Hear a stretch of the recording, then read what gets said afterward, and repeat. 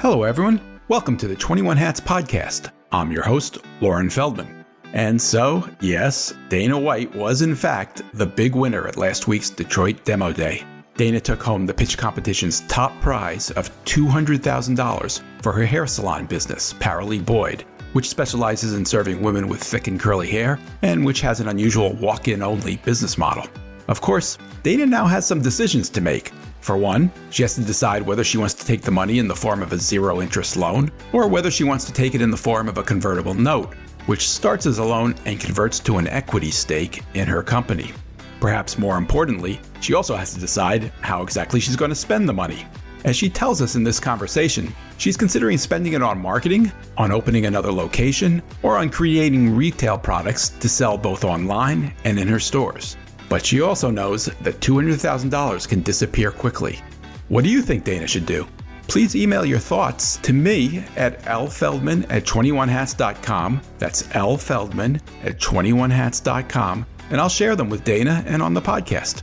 Even in good times, owning and running a business can be a lonely pursuit. Our hope is that these weekly conversations will, if nothing else, let owners know they are not alone in facing challenges. This week's lineup features Paul Downs, who is founder and CEO of Paul Downs Cabinet Makers, which is based outside of Philadelphia and makes custom conference tables. Jay Goltz, whose companies in Chicago include a picture frame business, artist frame service, and a home furnishing store, Jason Home. And Dana White, who is CEO of Paralee Boyd, a chain of hair salons based in Detroit. This episode is titled, What Would You Do with $200,000?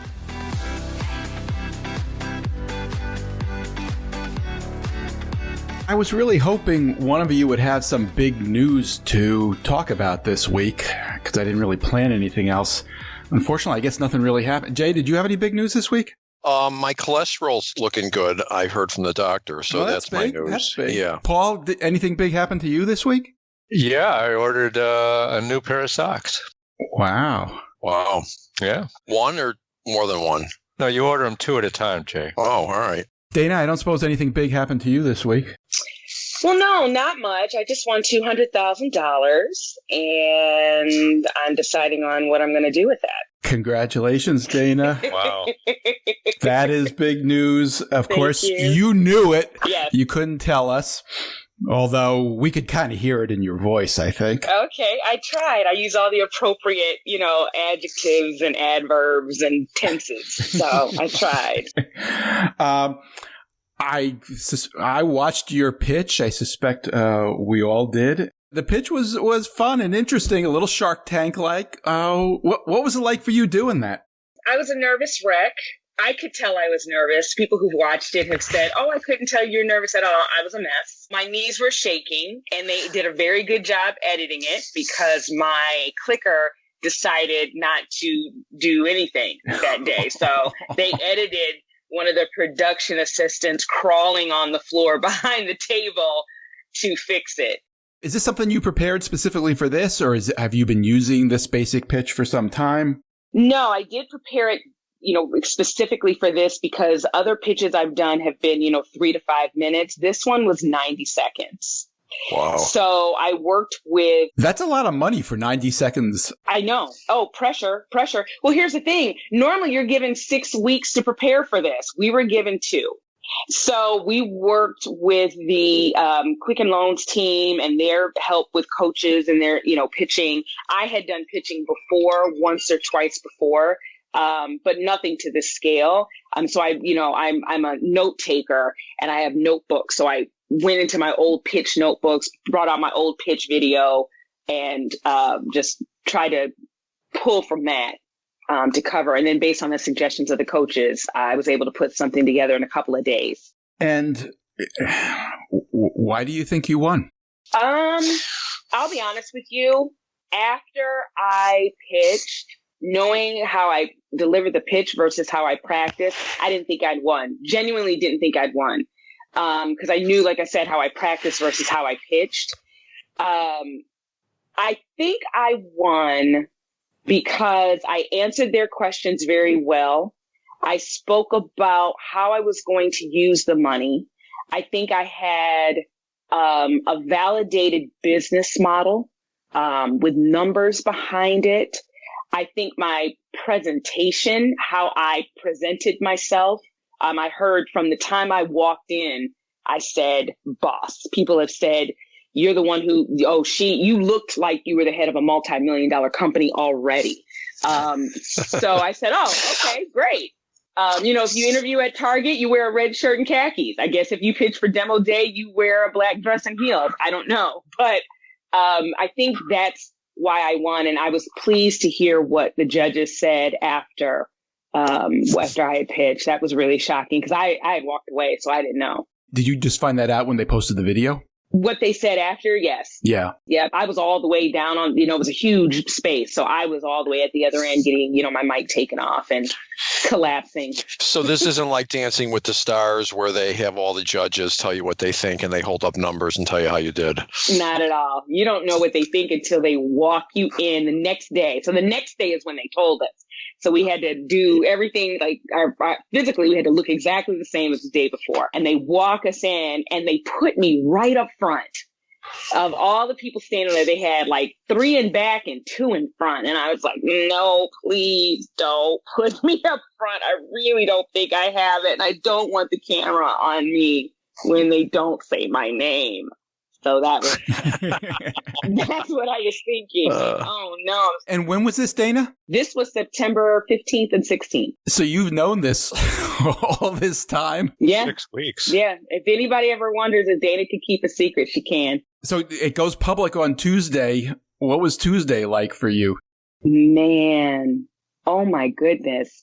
Press, calls, emails, text messages. I was bombarded. I, had my work planned out for me for the day. Yeah, right.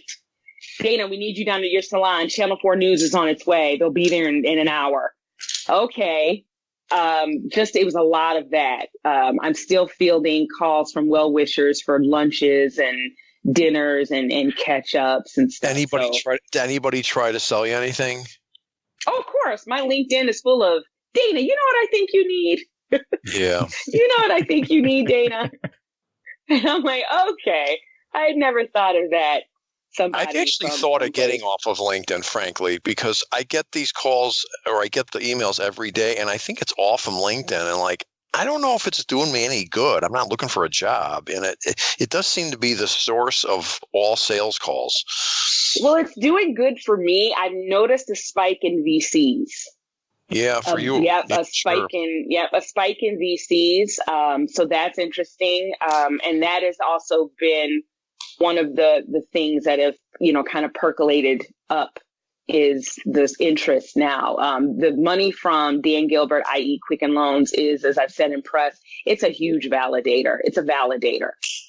So, there's people who are like, oh, okay, if you can secure $200,000 in capital, let's see, let's talk about it. So I actually have someone coming into town November 4th to, as she said, sit down and let's talk business. And I can't wait. I cannot wait to speak with her.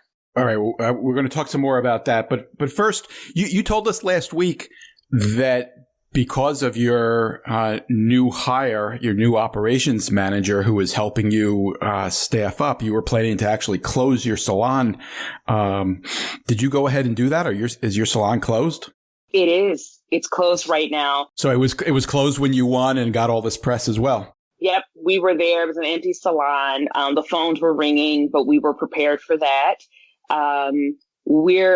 My customers want me to be walk-in only 7 days a week. They are struggling with appointments. And so November 2nd, we're going to reopen walk-in only 7 days a week, fully staffed. She's been my operations manager and my new manager, both with a combined over 25 years experience in managing hair salons, have been recruiting. That's their strong point, recruiting and revenue, driving sales for revenue. So right now they're just, pedal to the metal recruiting, and we are doing interviews October 30th. Can you explain, because that's interesting to me, that people don't want to make appointments, which seems like it's easier to meet. Why do you think people are struggling with making appointments and need it to be walk-in? Why does someone wake up at 3 and go, I got to get my hair done right now versus the next day? Do you have any explanation for that? Sure. One of the reasons is I think it's their schedules and their management of their time and things happen. I think, with women, things happen. You get the call from school, you get the call from your husband, what's for dinner. I think as women, we carry a lot. Not saying men don't. I'm just saying that they need something that could be catered to them when they need it. I had a lady who said appointments just never work for me. Dentist appointments, doctor's appointments, the shifting I have to do in my life to get to a doctor's appointment and keep it when so many things come up. A crisis at work comes up and now we're on a call for 2 hours. And, I've got to be on this call. I can't get off the call and say, hey, I've got to go to a hair appointment. The second reason is our history with hair appointments for my market has been a drain on time. And the fact that you have a place now you can go to that isn't a drain on your time. A drain on time in what sense? Meaning, traditionally for my market, African-American women, it's been make your appointment 2 weeks out, get there at 9 o'clock and be there till 3 o'clock. Be there till noon, right? And we don't have that kind of time anymore. We have kids that have to get to soccer. We have, book clubs. We have work we have to do. We have a conference call we have to be on. And when you look in the mirror and say, what do I need right now? You don't want to say, oh, I need to make a hair appointment for 2 weeks from now. You want to be able to look in the mirror and say, I want to go get my hair done. Where can I go right now? You got to remember all the customers that you've had for the years came there because there was no appointment. So that you can't draw too much conclusion that the entire market's like that, because maybe there's people that like appointments. They just haven't been going to you because you didn't take appointments. So I'm not sure you can conclude that obviously everybody doesn't like this model. It's just interesting to feel out whether there could still be room for people to want to make appointments is my point. Well, we've heard Jay, from both. Yeah. Sorry, could I make one other point? I've never made an appointment to go see a barber in my life. I just walk in, and then maybe some people sitting there or not. I don't think that Dana's model is all that unusual.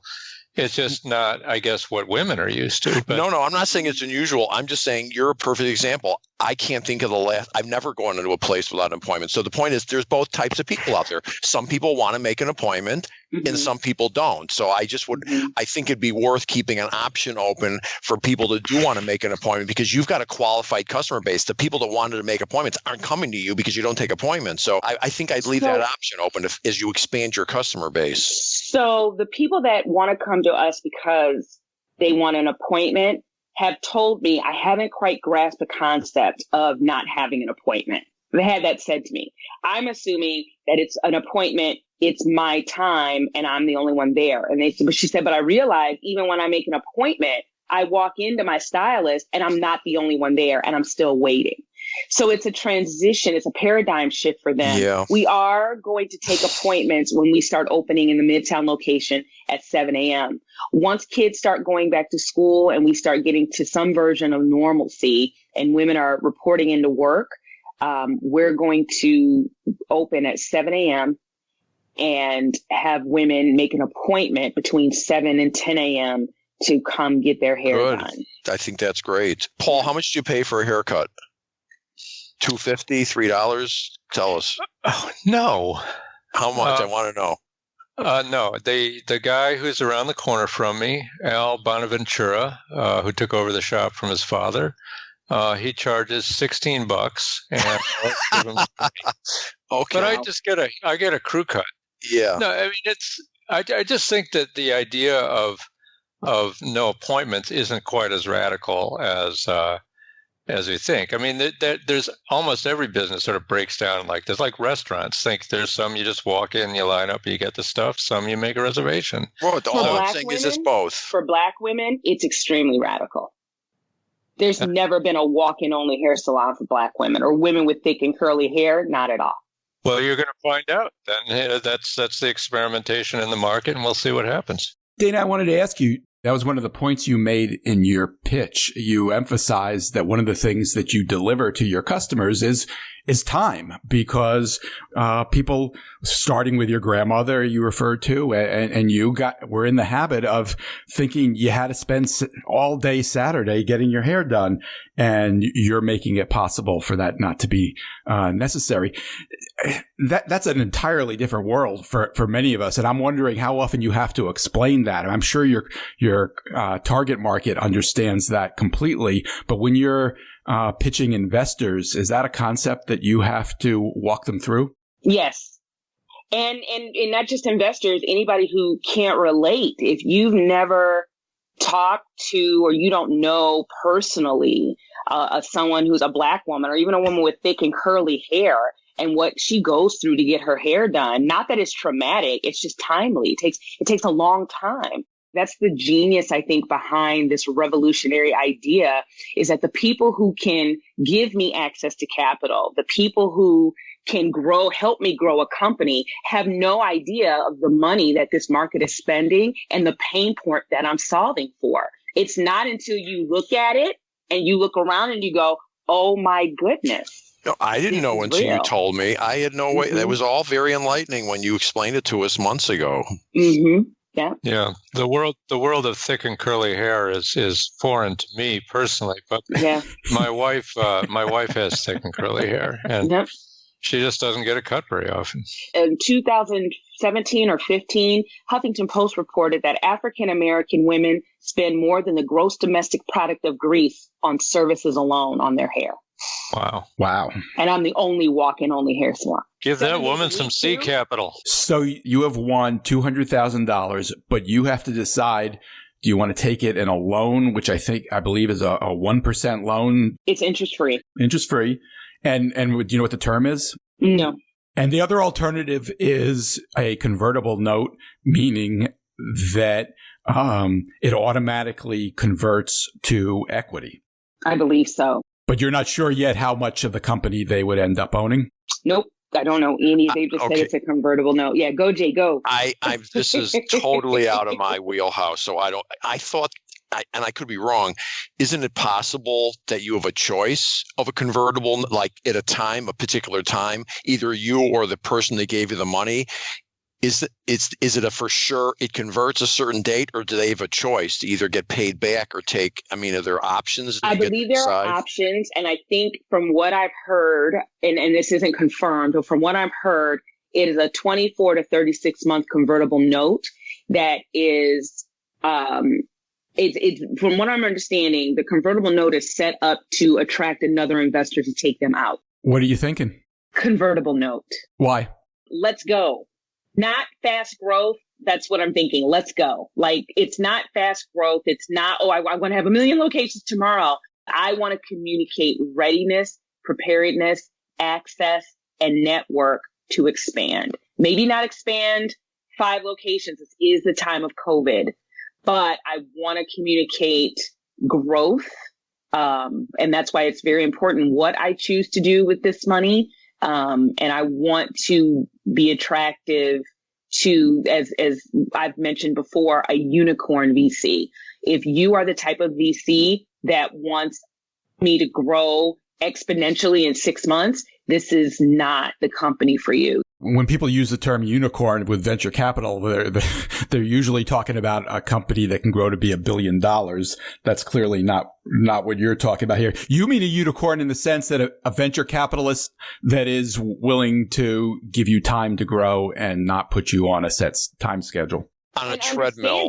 Understanding as the VC that has approached me and other ones that have emailed me and messaged me, understanding, because they know the market and they know the pain point I saw for, that she may not be a multi-million-dollar, potentially billion-dollar business today, but we already see what she's doing, and we see that nobody else is out here doing it. And the one that has done it isn't catering to the market, and she's killing it, the one who did it. So, you know what? Let's get the resources and the capital to her.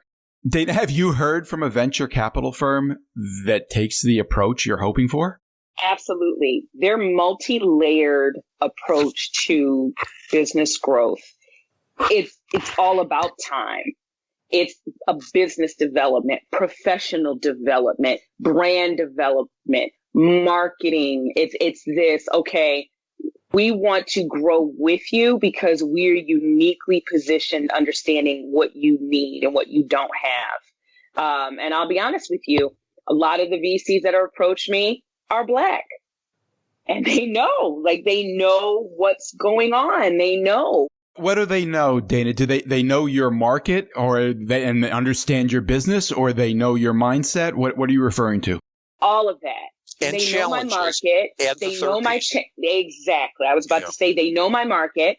They know my challenges. They know they can look at an idea, see what I've done, and understand why I have not been able to do more. They understand the value of the network they've cultivated, and why they want to bring it to a business like Purely Boyd to see if it's a viable option to grow. They understand that if you're just going to look at a revenue number, you'll think that, oh, this business is nothing. No, you have to look at what she's doing and look at how she plans to do it. If you approach it one way, when I sit across the table from, 3 or 4 white men who have no connection to this at all, it's a bad idea. I can't tell you how many people, not in the VC world or an investment world, who I've talked to, and they've just dismissed me as another hair salon because they don't quite grasp it. Then on the other hand, I've talked to several white men who've taken the time to understand the pain point and how it's affected me. Are you talking about us? Are you talking about us? Yeah. Honestly, okay, good. When I first met Lauren, I was excited. I never had to hear from Lauren again because I was so excited that someone who didn't look like me sat down with me on a short bus ride. And by the time we got off, which was like 5-10 minutes later, he got it. And I was like, okay, so it's not me. Right. And that's what these VCs, these minority ran VCs are saying. No, sweetie, it's not you. Goldman Sachs just put out a study, and we're all reading it. And it's a study about being Black and entrepreneurship. And here we are thinking it's us. Oh, my gosh. Like, no, the hill is a little steeper for you. It's not just you. It's a little steeper for you. Dana, it's not just a little steeper. I mean, that we've all read the stories that relate the percentage of venture capital that goes to women and minority entrepreneurs. It's incredibly tiny. Is your experience giving you any sense as to whether that's changing? I do think COVID has required people to look at things differently. There are pre-COVID businesses that were securing investments and killing it that had to close during COVID. I think it's more about not just the idea, not just the revenue. I think that people are having to step out of their box, out of their comfort zone. I've said this before. Get Dana out of the box you have her in and listen. Talk to her. Find out what her 8 years of experience running this business has done and go from there. I think post-COVID, it's requiring people to say, you know what? Revenue is one thing, but what else can we be looking at as a measure of likelihood of success? And maybe revenue isn't high right now, but why not? Right? And ask those questions. And I think that's what's happening. I think people are looking for businesses that are non-traditional, there's other ways to make money outside of being an app. You're getting $200,000. That's a lot of money. It's not unlimited money. You've got to think carefully about what you're going to spend it on. Do you know what you want to do? I do. Marketing. I've never had a proper marketing campaign. I'd like to do marketing. My customers would like me to reopen my suburban location here in Michigan. So that's an option. How are you thinking about that in terms of what it will cost and how you will do it? I'm thinking to start, because I'm hoping the marketing campaign will generate enough revenue so I'm not pulling from the base anymore. But I'm expecting maybe $20,000 to $40,000 on a good startup marketing campaign. And are you going to hire somebody to manage that? Yep. And there's market research we want to do. I'm looking to start, invest the money in a product line. I've already started that. And so it's about, they want me to come to them with Purely Boyd's vision on its best day. That's why I think the network access is so important. I've spoken with previous year's winners who told me when they have that meeting with you, they're going to set you up to succeed. So be prepared. So I'm not in a rush to spend the money. I'm not in a rush to get the money. I had an idea, really clear of what I wanted to use it for. But understanding who I'm about to sit across the table from and have the conversation with, I'd like to set up a solid plan based on as much data as I can get and go from there. Then let's give out the money, based on that. So, Lauren, to your point, $200,000. It isn't that much money. You got to be careful because it's certainly a good amount to do something with. But like, poof, it's all gone. the stuff. Yeah, all the stuff you mentioned: 30 grand, 50 grand, 20 grand, 80 grand. Yep. Yeah, quick. Yeah. Tell us about the products, Dana. You've talked about that a little bit previously, but we've never really walked through it. I mean, that seems like a bit of a departure to me. It's not the basis of your idea. It's not what you pitched, I don't think. I guess it wasn't in the video. It's towards the end. It said, with this money, we'll use it for the following. And I listed 4 things. And then the product came up on the screen. But my point, larger point is it's a different skill set. You're talking about mixing, materials, creating something that people are going to use on their hair. You're talking about distribution, supply chains, all kinds of different things that you don't have to do running a hair salon. How are you thinking about that? Just as you listed, most hair salons have a retail space. Most hair salons get most of their money. Most beauty businesses, if it's a brick and mortar, get their money from retail. Not necessarily stuff they've made themselves, though. Exactly. So for Paralee Boyd, we've sold barely retail, almost not even worth mentioning. And I've decided to private label, to do our own formulations based on years of experience as talking to customers, talking to my staff, seeing what works, what doesn't work, what we have in there that could be better. So I'm going to do that. And then a lot of the people want our tools. They want our blow dryers. They want our brushes. They want our combs. In addition to that, I want to produce a set of videos. Here's the anti-itch and growth oil that we're coming out with. This is how you apply it, and these are the results you should see over time. Here is our edge control. Here's the edge control. This is how you apply it, and just have a video on our scalp treatment kits, everything that we use in the salon. I'd like to be a lifestyle brand. I don't just want to be a place at Paralee Boyd's where you come to. I want to make sure you're exercising hair care when you're away from us as well. When you said that people want your brushes and your blow dryers, are those Paralee Boyd products or that you've created for the salon, or something that you bought from that somebody else created? It was something that we bought, but again, we were using them differently. There was a way we blow dry, and using those tools. So the type of blow dryer I brought with me from New York. But what I've talked to them about is, here's what I like to do to make it better. The manufacturer, I've talked to them. This is what I like to do to make it better. And this is what I'd like to do to make it ours. And so I'm going to do that. Again, that's why the conversation with Quicken Loans and the Detroit Demo Day people is so critical, because it's a matter of what do you spend the money on that would yield a return that makes a convertible note viable? What are the things you want to do? So I have to tell you, everything she's talking about, from my perspective, makes perfect sense. You're also talking about the internet, just selling it at full price on the internet all over the country, as well as getting into some stores. And then tribal association is huge. People want to, look at what Oakley sunglasses did 30 years ago. I mean, there's so many brands. People are putting stickers on their back window that said Oakley. People want to believe in something. People want to belong to something. If they like the products, I could totally see where they just as soon get a brush with your name on it. Why not? So why not? I and think we're it all doing makes CBD. sense. There is no CBD hair care line towards women with thick and curly hair. So right now we have a CBD hair growth oil, and I'm mailing out some product today. It's been up for a couple of days, and they're already buying it. So it's a matter of getting that out there. And again, the marketing. I know with the money, marketing is happening no matter what. Marketing towards products, marketing towards butts and seats.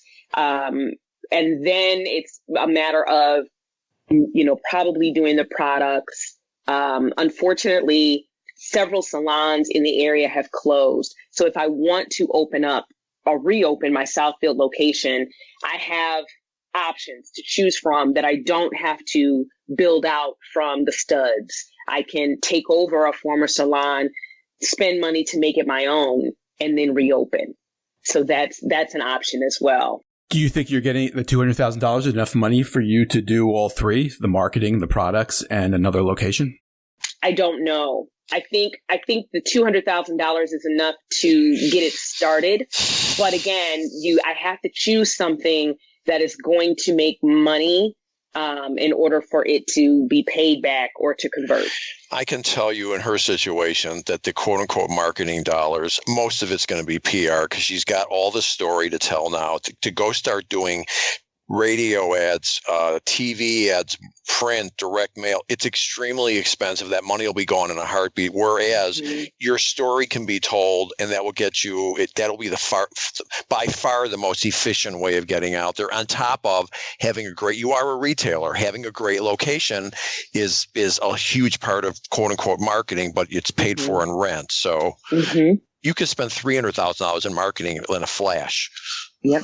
And so but that's the thing, when you start it and it's out there, it's going to start generating money for you. I'm actually going to meet with a publicist, a PR, person to talk about, she's like, you're hot right now. It's time. Like, we can get you a ton of press, even some of the national press right now. Has there ever been a PR person who didn't say that? Actually, yeah. I've had someone say to me, your story it's going to be hard for me to market you. It's going to be hard for me to pitch you to news agencies. And so you might get a small local circulars, but getting you press. I've had someone say that to me. Yeah. But those small local circulars might be more effective for you than national press. They weren't. I've talked to many PR people. I've hired many PR people, and just like everything else, no worse than everything else. Like if you hire a plumber, he's probably going to fix your sink, probably. Whereas you could hire a PR person and they could do absolutely nothing. So there are people that are extremely talented and gifted and connected and will do a great job. And there are people who will just suck $10,000 out of you over a few months and say this thing takes time, and then you fire and move on. I've been through all of them, and you can't be too careful with that stuff because to Paul's point, they all say, most of them will tell you they can get you publicity, but the question is, who's their accounts now and what are they doing for them? Because and that's what I've looked at. That's why I've agreed to sit down with them, because I've seen what they've been able to do for other people and what they're currently doing. But that national press thing, I think, is something that you have to think about carefully. I mean, it might be fun, but is it going to drive customers into your salons? Well, she's selling things online, though. If she's selling products online, that could be great. It depends on what the national press is. If the national press is Wall Street Journal, maybe not so much. If it's Ebony Magazine, Black Enterprise, that's something else, right? So I'm really focused on local. I've had national press. I've actually had more national press than I've had local press. So it's time for us to really check the boxes on local press here, and maybe some natural thing. I would like my product to be on the Today Show. I would like my product to be, in a magazine, in People Magazine. Hey, have you guys tried this? It really works. So those are things that we can talk about, and the viability of it may not be viable right now. That's fine. But for now, I'm sitting down with a PR person tonight, because I had a couple that I was meeting with, to talk about the local boxes I want to check off. Let me tell you the first thing I'd ask them, because like I said, I've been through this. This is what a lot of them do. They spend all of their time pitching clients, and then they get them and they turn it over to the 23-year-old who's making, $15 an hour to do the mediocre work. I would ask them specifically, who is it they'll be working on my, or are you the person that'll be working on my account? Because I've just seen that too many times. Yep.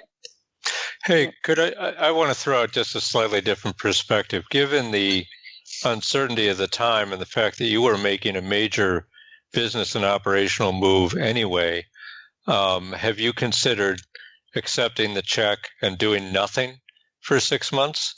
And just, presumably you had a plan that was going to result in some success anyway. Mm-hmm. And now this money arrives and all of a sudden you're running around, I could do this, I could do this, I could do this. And a lot of times just plain focus is the critical business skill. And right. Just wonder what you thought about that. So it's not, I don't think they're going to cut the check and have me sit on it. I'd rather have the conversation and wait for the first disbursement. And that's what, I can't afford not to do anything. Right. I have to do something. Well, the good news is before this happened, you've been making major progress. Let's just review because this is critical. You fixed your pricing problem, which was a problem. That's finance. You're fixing your management. You hired a qualified manager. You've never had the luxury of that. Mm-hmm. And you're figuring out about locations. So the good news is you've been doing a lot of work in the last 6 months getting ready for the future. So it's good timing. I think to Paul's point, I think if I'm hearing him correctly, it's a matter of doing nothing, i.e. not spending. And that's what I'm prepared to do. So I'm prepared to not spend and plan.